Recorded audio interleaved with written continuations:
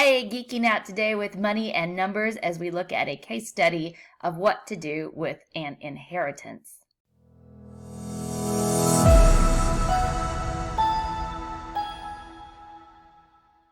Hey, I'm Rebecca. Welcome to the Mama Lorian Way, where we like to talk about smart money.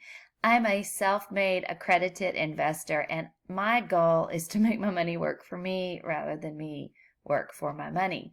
If you kind of like what we're laying down, as the kids say, just hit the like button, subscribe, comment. All of that helps support this channel. So let's dive into this case study.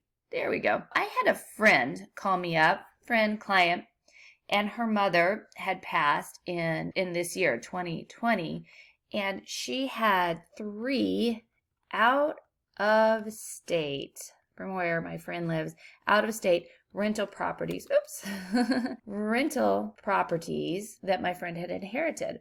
And they're valued at about $720,000 all combined, all the properties. Just as an aside, I am not a CPA and I'm not a financial advisor or anything like that, but I do know from my research that in the year that one inherits certain property assets, maybe it's art, fine art, the asset becomes, how do I want to say this?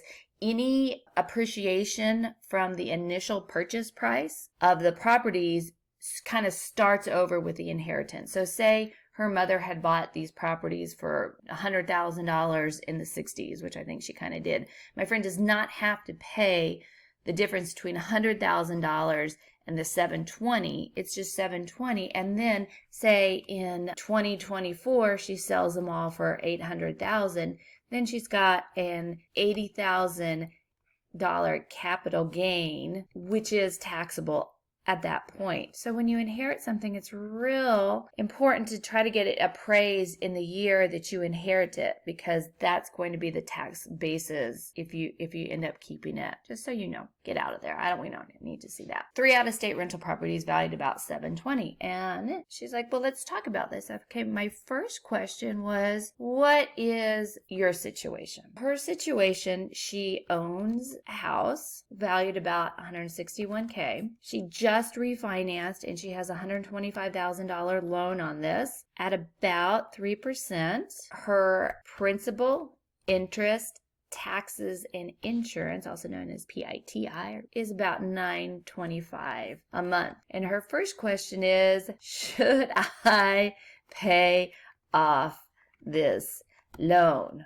with sale of the rental properties? And my initial answer was, why would you want to do that? She's like, well, so that I don't pay 3% interest to the bank and I don't have to pay, the $925 a month. Like, I don't know. Let's look at your situation. She says she wants to buy another house because her dream is to have a master bed, bath, suite. And right now, she doesn't have that. She just has the bathroom down the hall. And in the area and the type of house she wants, they're selling for about $350,000. So this is her situation. She has a house she lives in, owns a house worth $160,000. She has a $125,000 loan at about 3%, and her monthly is $925.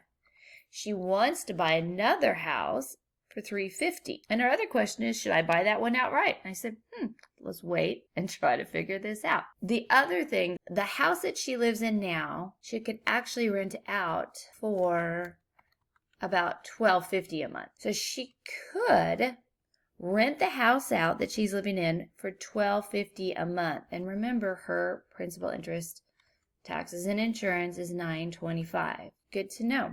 Let's go to her 3 rental properties.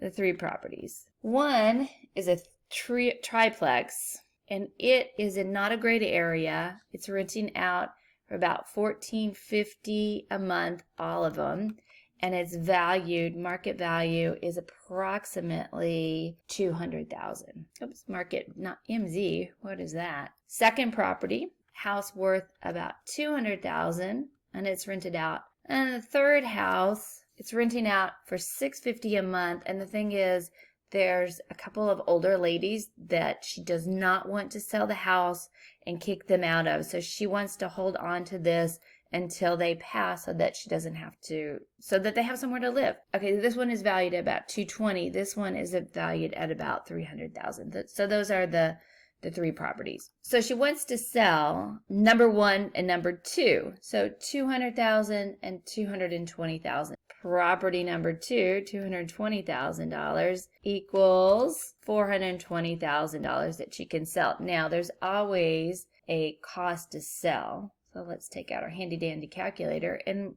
figure in about 10% closing cost. So $420,000 times, I'm going to times it by 0.9, then I don't have to make that subtraction. So she comes out with $378,000. And again, she doesn't have to pay taxes on this right now. So she comes out with $378,000. She wants to buy a house for $350,000. And her question is, should I buy that outright? And she could, right? She's got $350,000. She's got a rental property. Again, she could keep that loan in, put somebody in. They pay for everything. I highly recommend that. She could buy her house outright, and then she wouldn't have any principal and interest, but she'd still have taxes. So I'm like, well, I don't really think you should buy that house outright either. So we know we have $378,000. Oops, $378,000 to play with. There's a houses she would like for $350,000. What if she put down 25% down payment on $350,000, and that would be $88,000. Then she will have a loan for $262,000, and I'm going to put it at about 3% for 30 years. I already did this, which at this point, at this recording, 3% is probably okay. Loan $262,000 at 3% for 30 years. I'm going to give her a long loan. That gives us a principal and interest, and I'm estimating taxes and insurance at $1,406 a month. Ooh, well, that's quite a bit more than she's spending right now. However, if you take 378, you take out 88,000. Where's our calculator? I told you we're going to geek out a lot.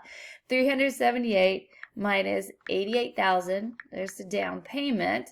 It's equal to 290. So she's got $290,000, and this is where a lot of the magic's going to happen. $290,000, and say we invested $290,000 at 10% a year, which is doable, and look at some of my other videos how that's doable. It's $29,000 a year divided by 12, since there's 12 months in the year, comes up with $2,416 a month from $290,000 invested at 10% yields, $29,000 a year, or $2,416 a month.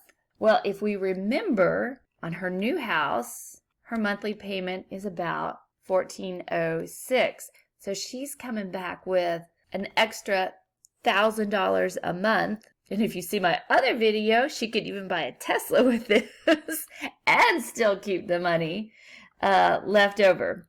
So now we're looking at, let me go back to her three properties. She sold this one. She sold this one. She's still being able to be a good person and keep some little old ladies in the house as long as they need to be, because she doesn't even need to touch this for anything until they pass. I hate to say it like that, but until they pass. So she doesn't have to be an out-of-state landlord, XXX. She gets to be a good person. She has a rental property. She can rent out for $1,250, which would pay for her loan on that. So no, do not pay that one off. Allow your renters to pay for it. She buys a house for $350,000. She puts a down payment on it. She has her payment of $1,406 a month, and then with her $290 that is in being invested at 10%, she has $1,000 a month left, and she still get to be a good person. Thanks for joining me kind of on a geek out on numbers. I love doing that. If you like that kind of stuff, like, subscribe. Again, I'm Rebecca, and have a glorious day.